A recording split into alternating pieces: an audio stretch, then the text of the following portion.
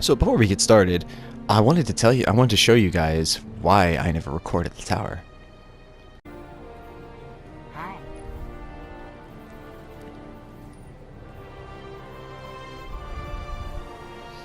Outliers. Access restricted.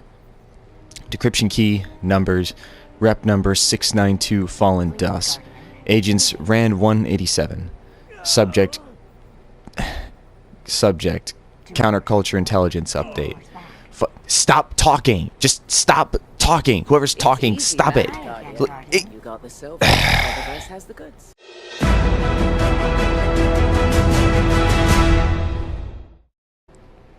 So that is why I record in orbit and never record in the tower. So yeah. So welcome back, guys. It's Hybrid Spectre, and today we're going to be reading one of the new lore books that launched with this update. And it's called Stolen Intelligence. Right there. And you get this lore book by turning in your Vanguard tokens for rewards to Zavala. So that's what we're going to be doing today. So I'm going to be reading all of this, and the only thing I'm going to be simplifying is the decryption keys. I'm just going to be saying numbers, so I don't have to read all that junk. So, without further ado, Stolen Intelligence, Outliers. Access restricted. Decryption key, numbers, rep number 692 Fallen Dus. Agents RAN 187. Subject Counterculture Intelligence Update. Fallen armed forces continue to fall back from the active fronts across Terra. Factions of House Dusk remain active in the European Dead Zone.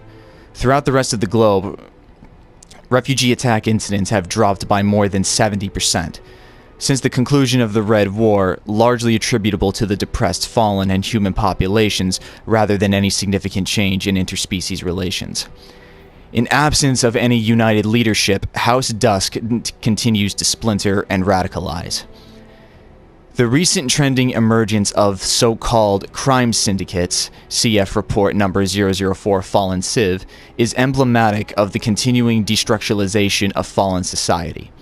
Likely an artifact of multi-generational colonization of human strongholds, this agent believes that because these syndicates have no relation to indigenous Fallen culture, young Fallen are appropriating and limiting human mythology in absence of strong cultural heritage of their own. Much like the dissolution of the Kel Archon theology, this is positive news for those interested in the complete extirpation of invasive Fallen from the system. That being said, we should continue to monitor reunification efforts. Several personalities have emerged as potential leaders. First, the would-be integrationists. VIP number 1121, well known to Guardians of the Inner System as Varix, or Varix the Loyal, directly responsible for the release of the murderer Aldrin Saw from the Prison of Elders. Number 1121 subsequently fled Awoken Holdings in the Reef and now styles himself the Kel of Kells, still representing House Judgment. The Praxic Order has petitioned the Vanguard for permission to detain number 1121. The Awoken Monarchy, acting through the Queen's Wrath, has claimed jurisdiction over number 1121, and further stated that prosecution in absence of their involvement will be considered an act of war. The Vanguard has not yet made a statement about their position on the issue. Excuse me. VIP number 3987, another former Confederate of the Awoken, is a lesser-known personality known as Mithrax. Scattered field reports suggest that, like 1121, number 3987 styles himself a Kel that the so-called House Light, an otherwise unknown house apparently founded by number 3987 himself. We have second-hand accounts that Mithrax has engaged in allied operations with Guardians in the field, though we have not as yet been able to corroborate these accounts with any degree of veracity. This agent is inclined to treat these reports with a healthy degree of skepticism until otherwise confirmed, as they may be propaganda from Fallen sympathizers in the old Russian and Red War Guardian cohorts. We have requested intelligence records from the Awoken which may further clarify the matter. In addition, whatever the findings of the said intelligence records may be, it should be stressed that 1 or 2 sympathetic outliers cannot be relied upon to erase the wrongs of past centuries, nor should their good faith efforts to correct the sins of their forebears be taken as sufficient symbolic reparation. Second, the would-be separatists. VIP number 4503, a recent personality known as Ficrul, or the Fanatic, a close confederate of the murderer Uldren Sov. Number 4503 has the apparent ability to raise himself from the dead in a manner not dissimilar to ghost-aided resurrection. Though this reign on the Tangled Shore was limited, he possesses sufficient skill, hatred, and motive to warrant ongoing surveillance. Given number 4503's propensity for resurrection, the inherent risk of number 4503 claiming the body of the murderer Uldren Sov from his final resting place in the Dreaming City goes without saying. The Vanguard continues to deploy fire teams to suppress number 4503. Our agents have reached out to the Cryptarchy and Gensum scribes to request guidance as to his permanent destruction. Number VIP number 2029, a once-known personality known as Aramis, or Aramis the Shipstealer, a House Devil's Baroness incarcerated during the Wolf Wars. Number 2029 successfully fled the Prison of Elders during the mass escape orchestrated by number 1121. Number 2029 is a classic fallen pirate of the old ways, vicious, uncompromising, and possessing cunning of the highest degree. Field reports indicate that she is rallying violent dissidents to reconstruct House Devils from the ground up. This agent believes her to be the most viable candidate for Universal Fallen reunification and would urge the Vanguard and other interested leadership to aggressively prioritize her destruction. We have come too far to pull our punches now. Message ends. Instability. Access restricted. Decryption key, numbers, rep number 1021 City Van, agents ICO 006, subject instability of leadership. Following the events of the Red War and recent loss of the Hunter Vanguard, current acting Vanguard leadership has struggled to define its function and role within what is an otherwise largely egalitarian and self-governing body of active Guardians. Much like the current popular perception of the Awoken Queen, we have failed to adequately respond to questions about our integrity, competence, and unity as we have grieved the loss of the Hunter Vanguard. The Vanguard was never intended as a governing body of authoritarians, nor does it function as such, but in times of turmoil and uncertainty, people rightly look to figures of strength for guidance and support. Neither the Titan Vanguard nor I ever intended to become politicians. We are warriors first and foremost, and we no longer feel that we are able to serve as such. In the spirit of honest self-reflection in the face of justified skepticism, we have begun to discuss the possibility of stepping down to invite new leadership into our place, as well as the general merits of disbanding the Vanguard entirely. Largely because we believe that this crisis of identity will plague anyone who steps into this role. We recognize that this is ill-timed, and we will endeavor to involve the consensus, the Guardians themselves, and all other interested parties in the discussion as appropriate. I specifically invite the Hidden to closely monitor the situation without my involvement. Should you agree that we are doing more harm than good, please do not hesitate to take whatever actions you agree are necessary. Regarding the open Hunter Vanguard position and the terms of Cade's dare, the situation is unprecedented. Were we to trace the chain of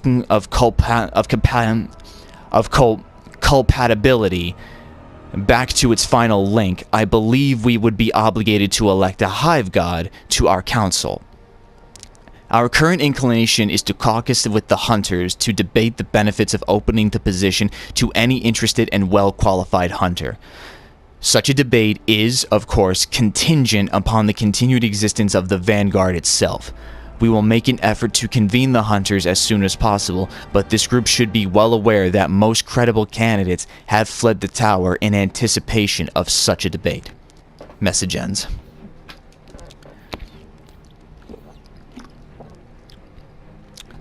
Cocytus.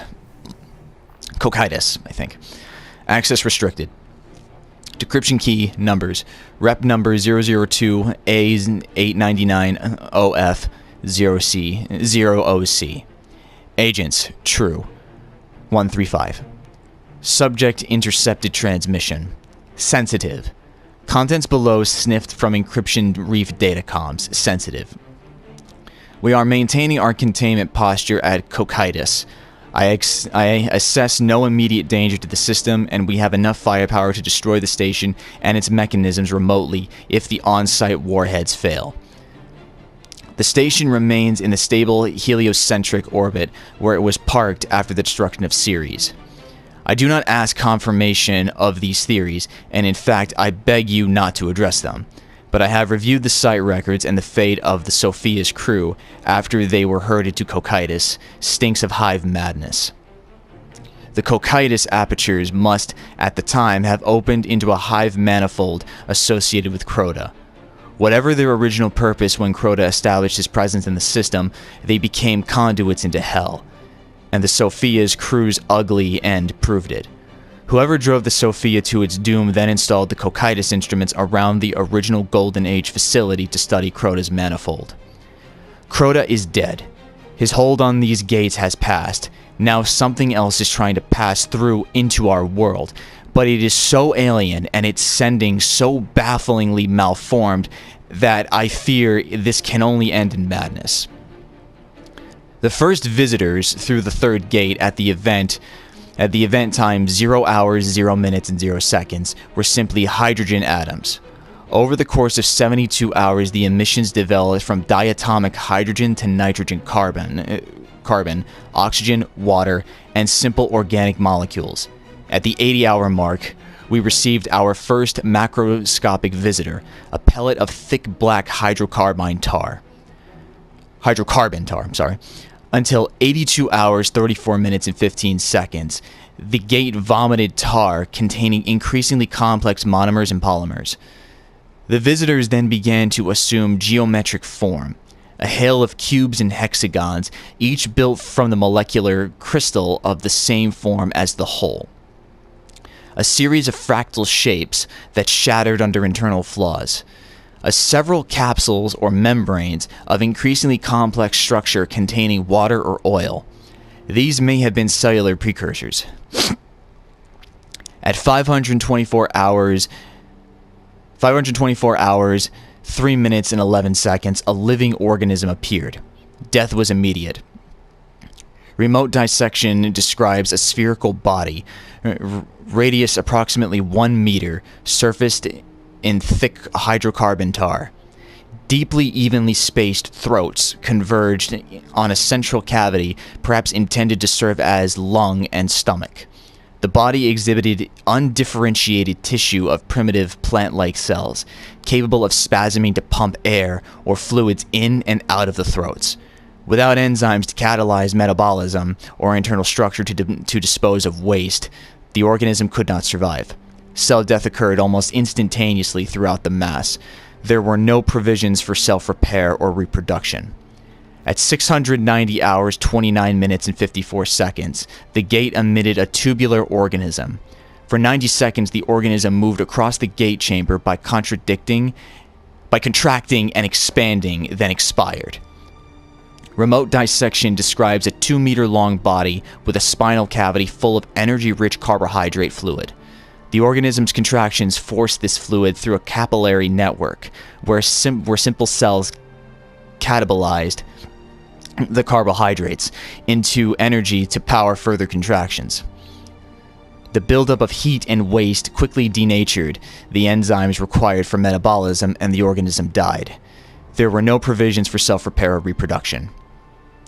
The gate has remained inactive since, barring short emissions of molecules which may be experimental proteins. Remote drones have registered similar ambient molecules within the Hellmouth on Luna, though we have been unable to identify their source. We will maintain the quarantine until otherwise instructed.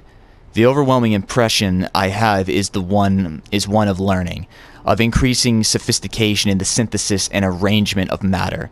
The atoms in these structures were isotopically pure and impossible to date, but I have the uncomfortable sense that even when they were freshly made, probes and instruments dispatched through the third gate do not return. Annihilation is apparently immediate and so total that it seems to result from fundamental failure of the ability to exist rather than any weapon or countermeasure. Yet something does exist on the far side, and it is trying to learn the rules of our world from very first principles. I do not eagerly anticipate its next creation. Sensitive. Contents above sniffed from Reef Datacomms. Sensitive. CF reports number 3209-3211, Luna Hell. Message ends. Ringer. Access restricted. Decryption key numbers. Rep number 014, crypt 540. Agents CHA 319. Subject latest Shimizu paper. Everybody's favorite conspiracy theorist is publishing again. Here's an excerpt from his latest paper. Incomplete, I'm afraid, but you try for high dev OCR at 500 meters during a rainstorm and tell me how you feel. Remain major unanswered questions about the failure of the city's information surveillance and reconnaissance ISR network to detect the approaching Red Legion fleet. It is by now well accepted that the Red Legion's sophistication in military affairs vastly exceeded our own. Although Gall's campaign made no real provision for continued resistance after the Traveler was contained and the Almighty moved into firing position, his opening gambit achieved a level of strategic surprise that would be the envy of any ancient general. Scion electronic warfare units compromised the city's sensor perimeters and suppressed our satellite early warning systems so thoroughly that they even maintained their failsafe signals until the last possible moment. An extraordinary deception program in the Prison of Elders, combined with relativistic projectile strikes against the key sensors, blinded the reef to a simultaneous attack. But how did the Red Legion escape the notice of the entire scattered dead orbit fleet? It would be politically unwise to suggest that the Iraqs withheld information to their precious ships. It would be politically unwise to suggest that the Iraqs withheld information so their precious ships would be spared a losing battle. And indeed, the integrity of that same fleet proved invaluable in the counterattack and the city's reconstruction. It would be even more politically incendiary to suggest that the future war cult viewed the city's brief occupation as politically useful, or more charitably, a necessary step towards some desirable future timeline. But it is impossible not to ask, how did the same Guardians who foresaw Oryx in prophecy and in captured enemy material fail to anticipate and take measures against the Red Legion attack? Is there something intrinsically more secular and thus unforeseeable about the Cabal? Do they practice superior information security to the Hive? Unlikely. Given the interception of a Cabal distress signal in the wake of the Taken War, did some agency henceforth unknown act to conceal Gall's approach from our protectors?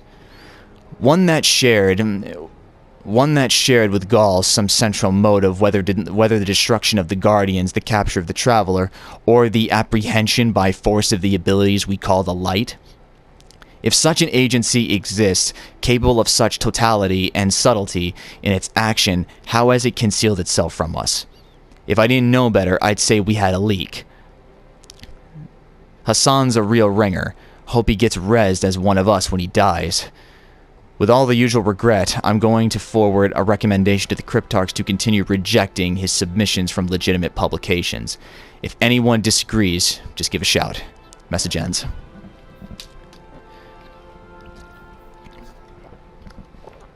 Forgeries. Access restricted. Decryption key numbers.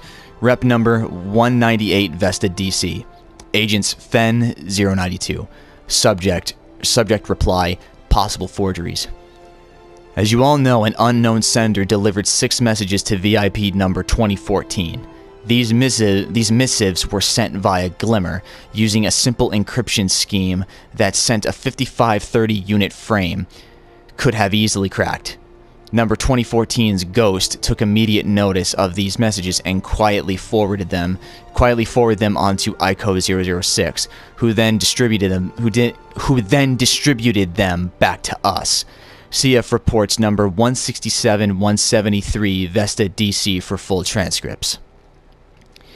In these messages, the sender briefly purports to be none other than Ari 223, providing fanciful details regarding her origins as a human woman who grew up in an apparent settlement of old Russia known as St. Petersburg. None of this account sat well with anyone who actually knows Ari 223, not simply because none of her close confederates had any first-hand knowledge or belief that she knew of her pre-Guardian origins, but also because she is still active in the field and has personally denied sending these messages. That being said, in accordance with our rigor for skeptical inquiry, this agent has dispatched in pursuit of hard evidence to the contrary. I submit to you now photographic and video evidence recovered from civilian family albums, historical archives, and extant ghost recordings originally captured in the last city. Behold, Ari 223, a child of the last city, born to civilian parents in a mortal Guardian integrated neighborhood. Behold, too, tiny VIP number 1786, though he is almost more unbelievable than Ari 223 if you just look at his smile. Of the photos, original digital files are unavailable, but radiocarbon dating clearly identifies the earliest prints as more than 300 years old. This is consistent with the timestamps of footage provided by volunteer ghosts who were present during the same period. As to whether the child we believe to be Ari 223 is indeed Ari 223, please see the second compressed folder attached to this report for full double-blind forensics. In regards to other personality present in the 6 messages, having consulted with AI-Com Rasputin and AI-Com X-Black, both have attested that they have no record of any so-called craft mind designated Medusa. This does not discount the possibility that such a craft mind may have existed, but in light of the fact that someone was impersonating our former colleague, it follows that someone may have credibly invented a craft mind as well. We will continue to scour our records for any evidence to the contrary. Like many of those reading, this agent has a strong recommendation about the identity of the sender, but it is beyond the scope of this report. CF reports number 024 Vesta DC, 025 Vesta DC, 026 Vesta DC, 086 Vesta DC, 001034 Hive Sav, and number 001005 Hive Dull. Given the importance of number 2014's contributions to our defense efforts as well as the recent downfall of the Awoken Prince, this agent is deeply troubled by the idea that a malicious entity might seek to sway or confuse number 2014 through the context of trusted allies. Number 2014's Ghost made brief mention of some kind of waking hallucination in one of its messages. We have reached out to corroborate that report or provide additional counsel. Message ends. Passivity. Access restricted. Decryption key. Rep number 059 Cabal Lev. Agents True 135. Subject Sitrep. Live fire training exercises continue at the active incursion site on the Leviathan. No further raid class operations have been documented since the unauthorized intervention against VIP number 4044 at the explicit invitation of VIP number 3801. This agent still believes that the Vanguard should institute stronger measures to prevent rogue teams from carelessly rushing to the aid of enemy VIPs, particularly given number 3801's documented history of solicitous of solicitatious behavior and the tendency of our warriors to rush slack-jawed toward free gifts. Number 4044 should have been a useful catspaw in the destruction of number 3801. We should not have intervened. Related to the above, number 3801's aggressive propaganda campaign appears to have been successful. Despite number 3801's recent inactivity, sentiment polls captured in the tower at regular intervals over the last several months indicate that he has successfully swayed a significant percentage of the Red War cohort to believe that he may be a potential ally. Given our history with the Cabal as well as the events of the Red War itself, this is shocking and perhaps attributable to a case of mass traumatic bonding.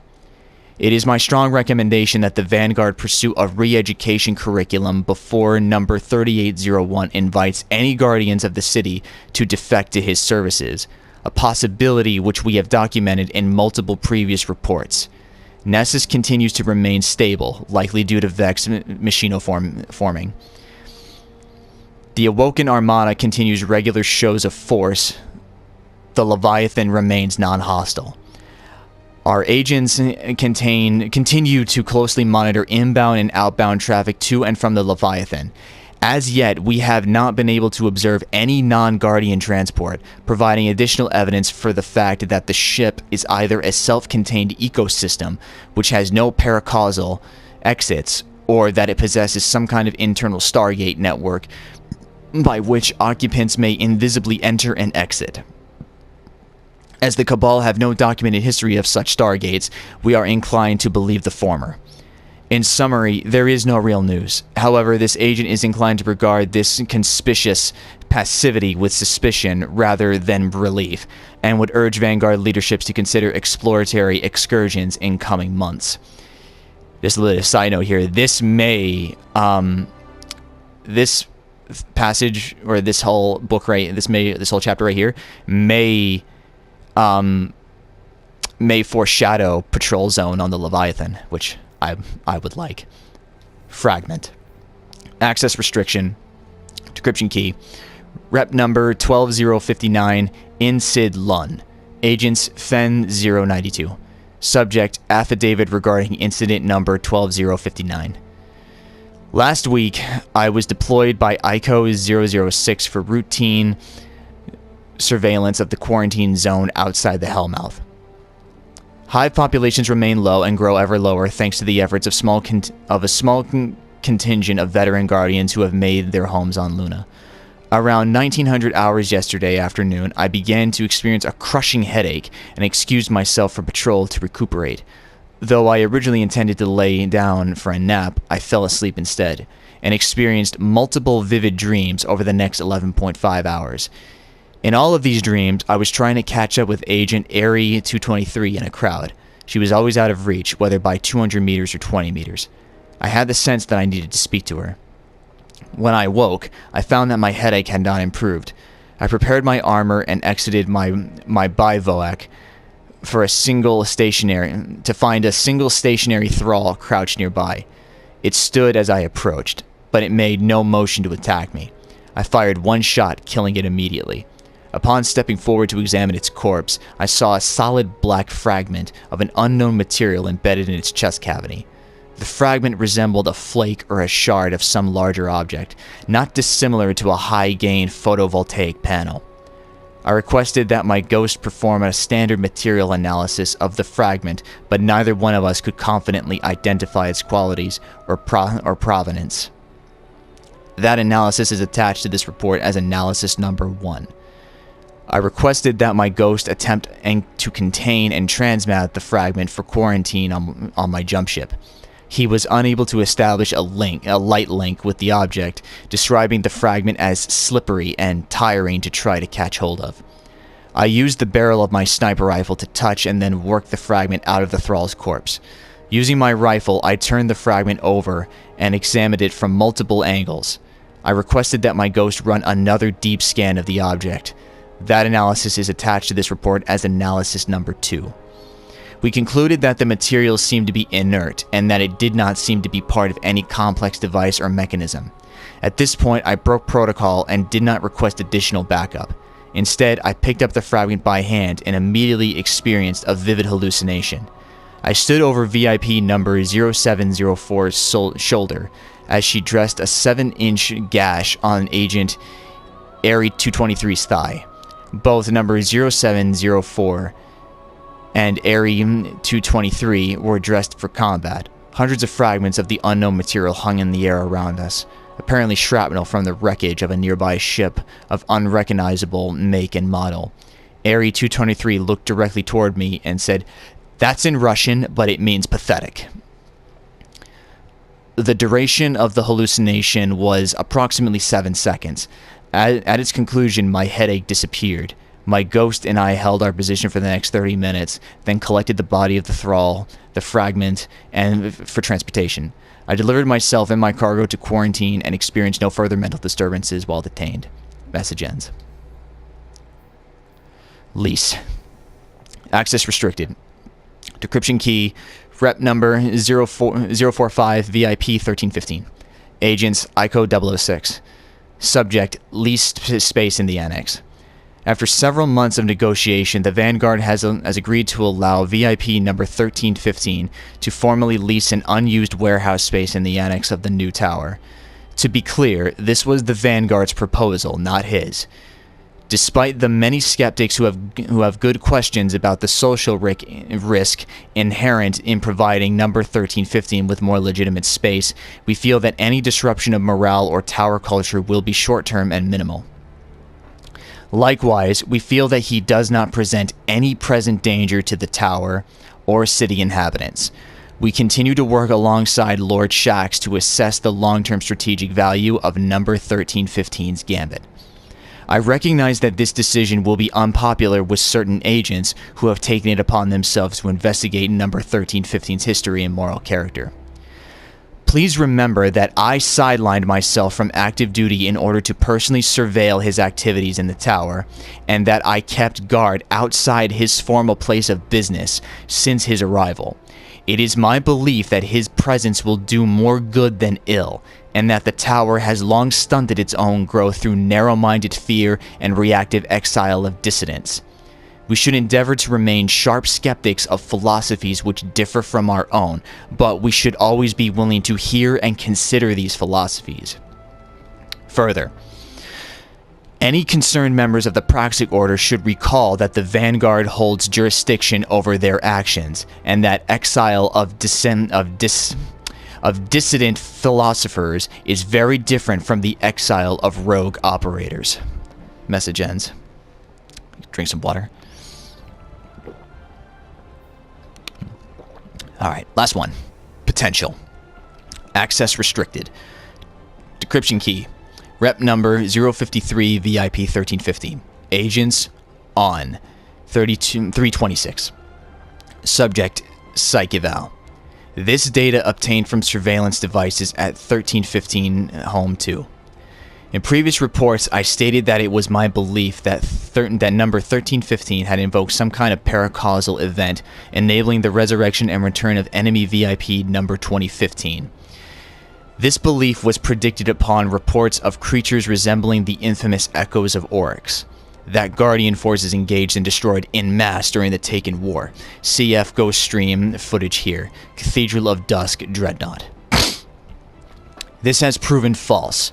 Spectral analysis from multiple ghosts participating undercover in Prime and Reckoning and confirms that the impossible world at the heart of the hall is located in unknown space. CF rep number 001012 Para C9. Further, these primevals differ in their literal elemental composition. Low SNC, high ambient. I'm going to say that A symbol right there is caret, but I could be wrong. Caret CDM. Number 1315 has harnessed his banks to what appears to be an engine of pure potential. He no longer needs to pilfer the ascendant plane for primevals. The oldest taken in resonance. He can create primeval likes from the energy of the hall and sheer force of will. As to the apparent presence of number 2015 is a falsehood. My handlers in the Praxic Order surmised simply the shape of Oryx was the scariest hive he could think of. He's tenacious, but he has a small mind. I highly recommend we assess number 1315 for the influence of paracausal forces or entities. Since the conclusion of the joint Vanguard Praxic investigation into his operations, the subject has become increasingly erratic. Beyond running his gambit and reckoning drills with the Guardian population, he has done nothing but hole up in the annex. He has always exhibited the signs of stress related to prolonged solitude that are typical of all surviving Risen. This manifests in the subject in prolonged and rambling conversations with either himself or his as-yet unseen ghost. However, his musings have become less and less coherent over time. Late into the night, away from the Guardian cohorts, he yells at voices that our surveillance equipment has never picked up. He has spoken to himself about trips across vast interstellar distances to realms no Guardian has ever described. Again, he has not left the Annex in ages. One might say that I am overstepping even Praxic boundaries here, but I would say to them, the subject is free to leave any time. Following the results of my investigation, the subject has cased regular reports to Lord Shax. I'm sure both prefer it that way. Number 1315 has broken none of the Vanguard decrees in that time, nor have any further Guardians perished on his watching gambit or reckoning. He is still a facilitator to murder and a thief, but he has done nothing to warrant eviction, as I had hoped. The Vanguard obviously still needs him. The following is a transcript of one of his late-night rambling sessions logged for evidence. Type, Praxic Surveillance Report, Parties 1-1, Guardian Type Class, not applicable. Associations, Gambit, Drifter, Annex. What now? What the hell is it you're trying to tell me? The hum of the generator. You showed me a universe with no light, dominated by the dark. What are you arguing? Steadfastness in the Traveler's dogma? That's not obtuse enough for y'all. No, I don't think so. Because then you showed me a reality without shadows, of pure light from every angle. Nowhere to hide. Everyone begging to die like we did in the Dark Age. Light's no gift, but I already knew that. What else you got? A metallic clink echoes. Yeah, I know the coin doesn't lie. It's the only thing in this world I trust for real. But you know what? I control the coin, and I make my own fate. No one writes on this but me. You got that? You pencil-necked phantom-assed geeks. Have some respect for people's stuff. Metallic clink. I refuse the Traveler's dogma for generations, and I'll reject yours. A rush of static as the feed distorts from light-based radiation. You can't boil my brain, brothers and sisters. I see you trying, but I'm already there. A fizzling crackle as the feed distorts from light-based radiation. And if you think you have a handle on Orin, well, you didn't know her like I did. You slip up just once, that girl will eat you alive. 9 steaks sounds mighty tasty if you can find it. Scrape it all together, get a fire going, that'll cook it. What a fire that would be. You wanted to see what made us tick? Maybe Drifter wants to see what makes you stop. A dull roar as the feed distorts from light-based radiation. Yeah, boy, that's a threat. Hello? No, not you. I still need you. This week. Get back to work. What, nothing? Still hungry. Message ends. So that is the Stolen Intelligence lore book. Very easy to get. Very interesting, actually. So we got a hint of maybe a Leviathan patrol zone. So that would be cool. So, yeah.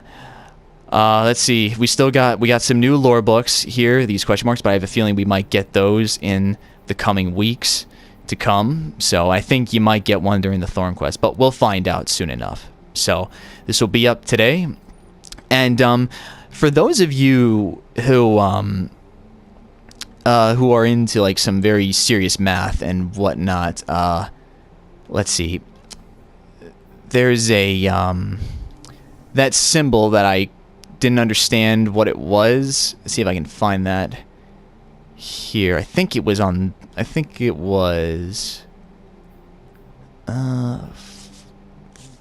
don't think it was this one. I don't know, I can't remember. Like, I ran past it. I said I didn't know what it was. I called it carrot. If you guys see that, put that down in the comments, because I'm very, yeah, right here. This symbol right here, this A-like symbol. If you guys know what that is, put that down in the comments. I'm very interested to know what that is. So, hope you guys enjoyed that, and I will see you guys in the next one.